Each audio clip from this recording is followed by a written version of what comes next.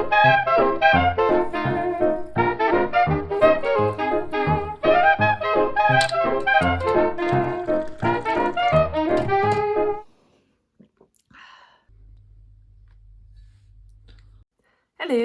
So today we are going to be looking at amber.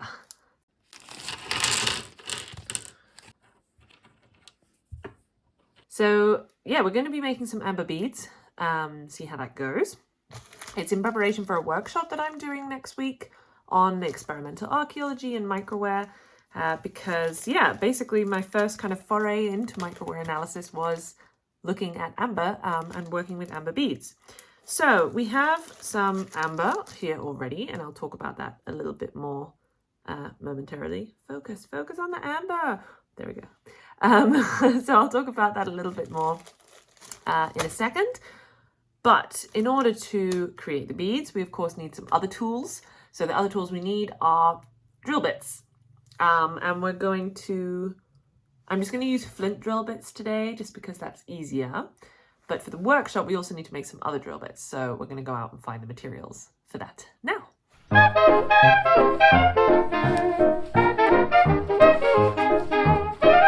Yes, I wear Crocs. Don't judge me.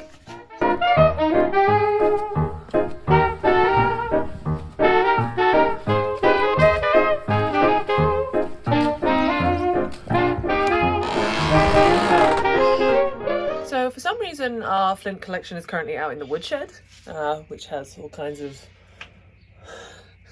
interesting things in it. I don't know why it's out here necessarily. I think we just put it there when we moved, basically. We needed space for the boxes. As you can see, it's extremely well organized. Yeah, so I need to basically try to find something that could work. I mean, those have some nice ones, but they're a bit small. These are a bit kind of random. I think this is more the sort of random flint box. Well, that could work already, actually. Okay. Basically, we just need to find some nice bits that will work as little drill bits. So, I mean, or that can be made into little drill bits. So, I mean, that, for example, is something that could potentially work as a little drill bit. It's not focusing on what I wanted to focus on. But yes, you get the picture. Okay, I think I have a nice little selection to get started with. Obviously, I don't need this much for my particular drilling experiment and all the tools I need for this, but because I've got this workshop on next week, I thought I'd kill two birds with one stone and gather materials for that.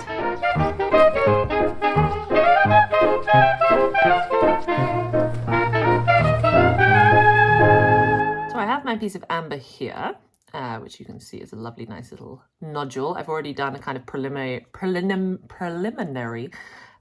little drill hole here. I am being a bit lazy, and I've decided to just go with a piece of flint, a little nodule that already kind of has a nice little point on it, just because why work on trying to do pressure flaking to make lovely drill bits today if I have a nice little piece which is already prepared for me. Which I often wonder whether they would have done that in prehistory as well, because you assume that they were really specialized in making all these tools, as I was just talking about, but at the same time, why wouldn't you use a really naturally little pointy bit of flint as a little drill bit? So I'm going to be using this as kind of a hand drill today, just because that's easier, and I don't have my bow here, which sounds really weird, but anyway. So for my experiments that I did, which I'll talk about in a sec, I used a bow drill. So basically you have what's called bow drills, which is a bow, basically, that you then use, and the drill bit would have been attached to a kind of shaft, which you hold at the top, and then you use the bow like this with a string that then wraps itself around the shaft and twists it, in order to create a rotation movement, and then that rotates the drill bit automatically, and it's nice and easy because rather than going and screwing up your wrist, which is what I will be doing today, you just are doing this with your arm, and it's a lot quicker and a lot more effective. You also have what's known as a pump drill, which is similar, but it's more a stick along the bottom, which is then attached to the top, and basically you pump it up and down, and that pumping motion twists the shaft in a different way with the string. I'll try to link some videos to show what I mean when I'm talking about this. But yes, and that also is a lot easier. But yeah, I don't have my drills here. They're at the lab in Leiden that I usually use. So I thought, well, I have time. I'm just going to do my nice little hand drill here. So as I mentioned before, very briefly, amber is basically fossilized tree resin. So it's been not only in the ground for thousands of years after having been used in the archaeological record, but it was also already in the ground, maybe even millions of years before that, maybe not millions, but as fossilized tree resin. So that's why actual amber, sort of good quality amber, doesn't always look the same, which then so some people get really confused by, because again, if you look at the amber earrings, then they all look pretty similar. It all looks quite similar in terms of the consistency of the amber, the kind of inclusions, so to speak, all the little bubbles and everything. But actually, pure amber, real amber, because it's from different kinds of tree resin and it's been ground in different ways and everything, it will look slightly different. So that's why it might look a bit different when you see it. So in terms of the beads, it's generally assumed that the raw amber that people were sourcing to get the beads came from just what they picked up, most often at the beach, because basically the tree resin fossilizes, then it gets sort of swept out to sea, gets churned around a little bit by the water, and then eventually ends up on a beach where then prehistoric people would have been walking around and picked it up and found it. So actually, the amber that they found was also likely quite small pieces. You do get some beautiful larger chunks of amber, and for example, there's a really cute little carving of a bear that's like that big or something, made from amber. It's not that, it's more like that big actually. So you do get bigger chunks, but it's not unlikely that they would have also been working with small chunks such as this. So that was what they were gathering. And the nice thing with amber is that even though it's technically counted a lot of the time alongside things like stones, so you have jet, for example, which is quite a soft stone, and steatite or soapstone, which is another quite soft stone, it's generally classed alongside them because those stones are also commonly made into beads and they're quite easy to work, as is amber. But technically, amber is an organic material. So because it comes from a living being, right? It comes from a tree, comes from tree resin. So it's always a little bit hard to classify in terms of both archaeological classification, because we work with certain classification systems, but also in terms of the material itself. People, yeah, depending on the researcher, it might be classified under organic or inorganic artifacts. Yeah.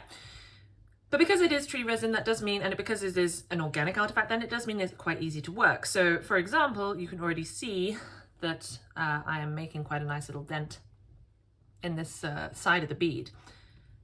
So in terms of what we see archaeologically, you'll be able to see this a bit easier at the end. But basically, if you think of the bead as sort of being a cross section, and so you have the hole going through, right?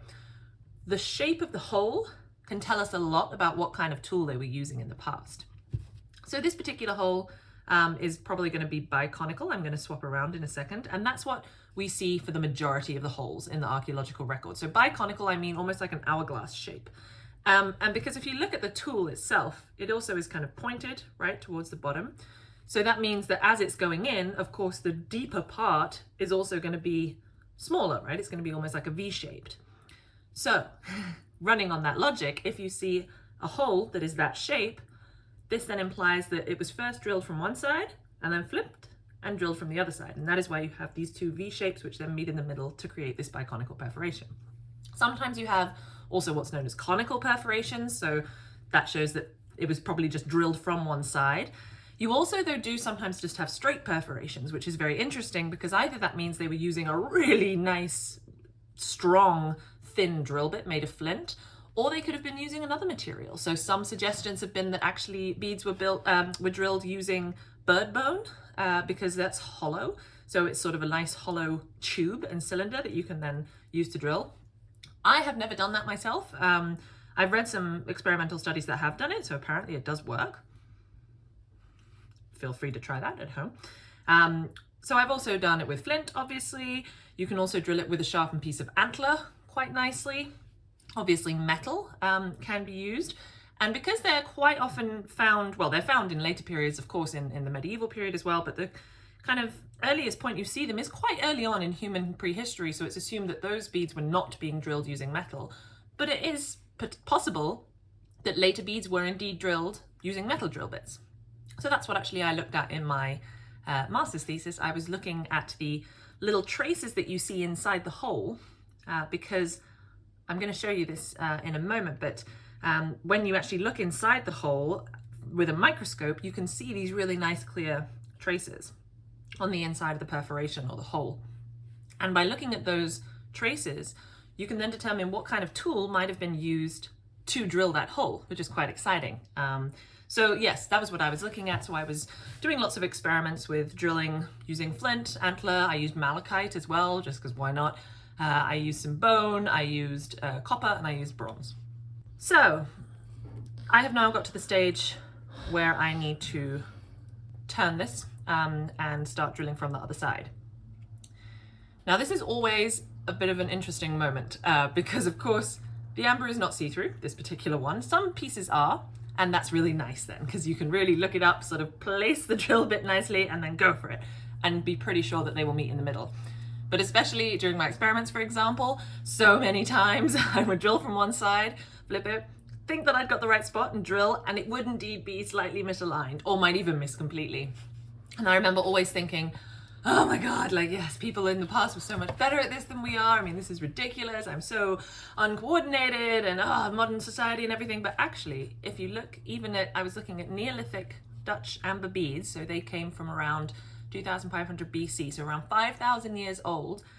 And looking at them, you could see clear examples of misalignment with the two sides of the hole. So 5,000 years ago, prehistoric bead makers were also drilling from one side, turning it over, drilling from the other side, and likely also going, oh, no. Even in some cases, you could even see where they had to drill a completely new hole just because it was so misaligned that there was no way they would ever meet, which I thought was really cool.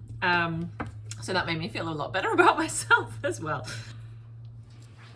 So yes, I did just mess that up a little bit because I didn't check from all sides when I was trying to align it. So even though it fit perfectly from one angle, I then, once I started drilling, was like, let's just double check this. And I flipped it around and indeed I could see that I had done it incorrectly. But that's nice because that just demonstrates the point that I was literally just making, which is quite interesting. So, okay, we're getting there. So now at this point, you want to look through and see if you can see, and it is indeed getting a little lighter through there. This one, this particular nodule of amber that I've chosen isn't completely translucent, but it's kind of translucent enough that you can see through it, which is interesting. And so what's also an interesting point to note is that, I mean, you can see, right, how much the, I don't know, I should have taken a picture at the beginning to show the contrast, but the tip of this little point has definitely started breaking off at the sides. And that's because it wasn't worked properly, right? It wasn't made into a little drill bit. I just used what I had on this particular piece. But of course, if it was made into a proper nice little drill bit point, it would be a lot stronger because you'd make sure that you had it on the best part of the flint for that particular purpose, if that makes sense. But what you were also seeing is that this one, I'm still lucky in that it's quite a nice, it's sort of thinnish the whole way. It's starting to get a bit fatter now. And then you can see indeed that it's taking away, it's not taking away the material in the middle of the perforation or the sort of end of the perforation anymore. It's taking away more material on the surface because it's getting fatter, of course. So it's having to make space for itself. Okay, you know what? Actually, I think it's just getting a little too fat. So I'm going to see if I can just do a bit of pressure flaking. I happen to have just a bit of caribou here on the end. So let's see if I can just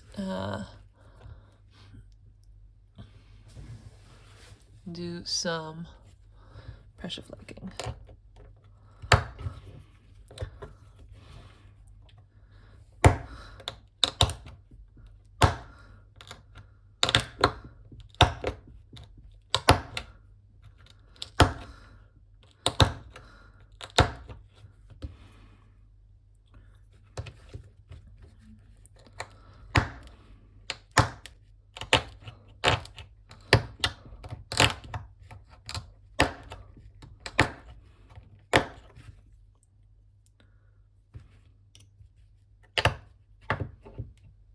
Okay, so you can see that looks way better. Like that's much thinner at the top now. This looks a bit messy, I know, but I can't be bothered doing it differently. So yeah, there you go. So quick little bit of pressure flaking. That's actually an important point to note indeed, is that the pieces of flint, of course, wouldn't have come in beautifully nice drilled shaped pieces, right? They would have had to be knapped in some way by someone. And so a lot of people, I think, assume that you have, for example, bead makers in prehistory, you have other people in prehistory, but especially in the earlier time of prehistory, you didn't have this kind of industrial specialization that we're used to in the present day. You wouldn't go to the specialized drill bit maker if you were a bead maker. If you were making beads, you were probably making the drill bits yourself. This means that not only do you have to have an understanding of flint knapping, you actually have to be able to do it quite well. So you start with these big blocks of flint, which I'm unfortunately unable to show you because I'm rubbish at flint knapping, but I'll do some links to some really nice flint knappers in the description below. But you start off with these massive chunks basically, and you work your way down to these little sections, and then you make little drill bits out of them. The point being is that people in prehistory weren't just specialized in one material type. They had a very, very broad understanding of lots of different materials because they needed to work with these different materials in order to create these objects. So someone making a bead had to work with flint, had to work with something like wood or leather maybe, if they were using them as also materials in their toolkits.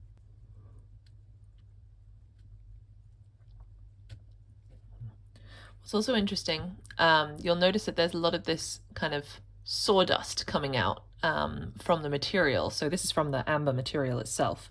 That's what this is. Nice little amber dust. And what's really interesting... Oh. Ah. So funny story, I just dropped a bit of amber and it broke. Ah. Luckily, it didn't break along the perforation. So hopefully it can still be used. But yes, this also just shows you how delicate these pieces can actually be. So it's doing quite well so far with me hitting it. Oh man, I'm so annoyed about that. Yeah, it just hit in a particular place. I was trying to say to you when it broke, I'll start again. So the little dust that you're seeing, the kind of so-called sawdust that's coming off it, this white material, that's from the amber material itself. And what's really interesting is that even on the actual Neolithic examples of the beads, so even on those amber beads that have been sitting in the ground for 5,000 years and presumably were also worn, a couple of them showed traces of wear, you can still see this like sawdust from the manufacturing process inside the hole, which I think is really cool. So that's sort of a little insight into the past already there as well.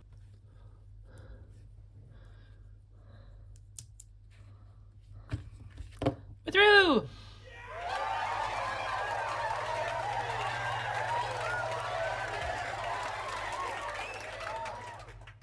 So yeah, we have the perforation done, which is great. I can't believe I broke it. I'm so annoyed about that. Anyway, but this could potentially be used as a blank for my workshop next week. So, you know, every cloud. So we're gonna go out and grind this a little bit to shape. I don't know how much of it I'm gonna get rid of because it would be nice to keep it. It's a nice biggish bit, although not anymore because I broke it. But yes, so we're gonna go out and do some grinding. I don't have any big grinding stones with me, so we're gonna cheat and we're gonna go outside and use the pavement.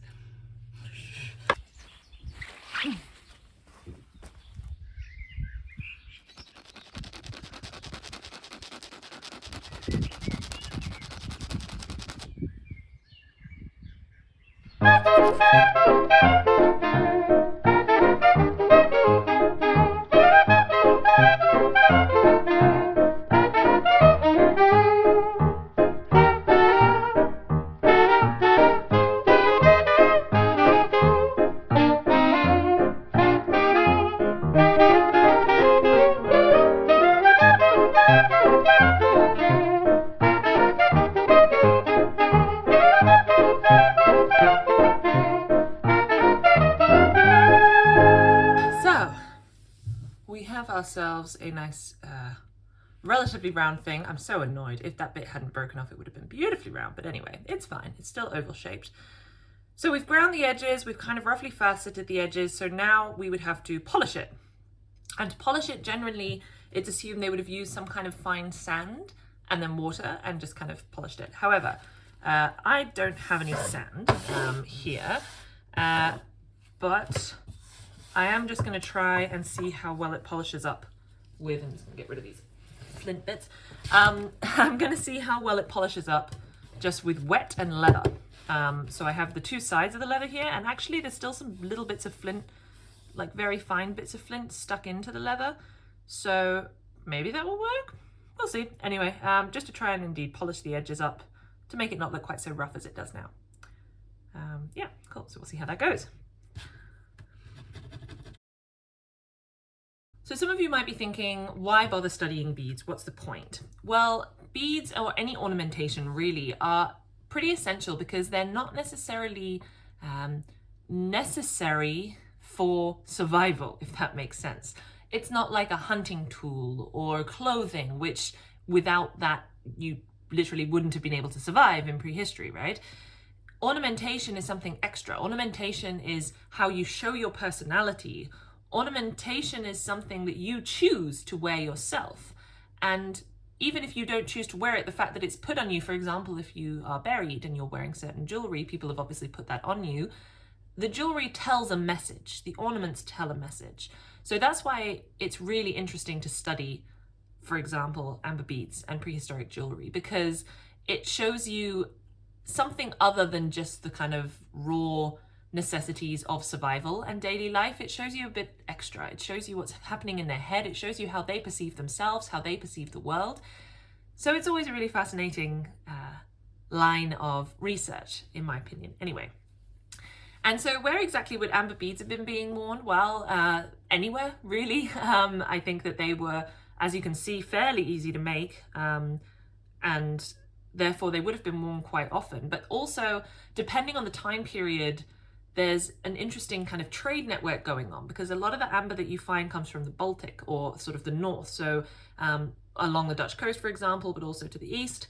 And then that's being traded down south, where you then have all the silver or tin coming up from as well. So you have this really interesting trading network going on. So you find amber, which may have actually been sourced from a completely different place, whether or not it was then made into a bead in that place and then the bead itself was traded, or whether it's the raw amber itself that's being traded. It's a really interesting object to look at for the past, to look at to see how things were moving, how people were communicating in the past as well. But it could have been worn indeed just as everyday jewelry. You also find a lot of it in burials. Whether that means that it was meant sort of specifically for burials is a bit of a discussion point. So actually they have found some burials, especially in the Netherlands, where you have amber beads that haven't been worn. So you can see when a bead has been worn, because, I mean, if you look at this now, it's all really nicely polished, but the hole, the perforation itself still isn't polished because I'm not able to get in there. However, once you thread a string through it and you are wearing that quite a lot, as you can possibly imagine, the string starts to wear a little bit at the hole and starts to sort of slide along and also polish the hole on the inside. So you see this polish and this rounding, and that suggests that the bead had been worn. However, there's some graves that have been found, especially in the Netherlands, where they've had beads that were not worn put on people or put in the grave. So this suggests that they might have been made specifically for the burial, which is also very interesting.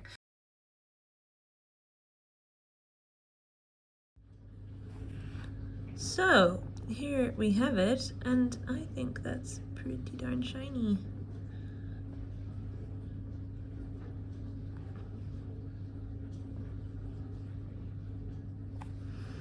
So I hope that you enjoyed this first little foray into experimental archaeology. And yeah, I hope that maybe it might have piqued your interest a little bit in terms of archaeological research, but also in terms of how we think about people who lived in the past. They weren't just robots, they weren't just fighting for survival, they were making beautiful things, and they were wearing beautiful things, and they cared about how they looked and how others saw them, which I think is quite relatable in the modern world. Thank Thank you so much for joining me for the first of these little forays into paths and crafts. I hope that you enjoyed it. I'm going to aim to create another one for next month. Exactly what the topic will be yet, I haven't quite decided. If you have any suggestions, feel free to pop them down in the comments. Please do like this video, please subscribe to my channel, and any suggestions and feedback are more than welcome. See you next month. Cheers!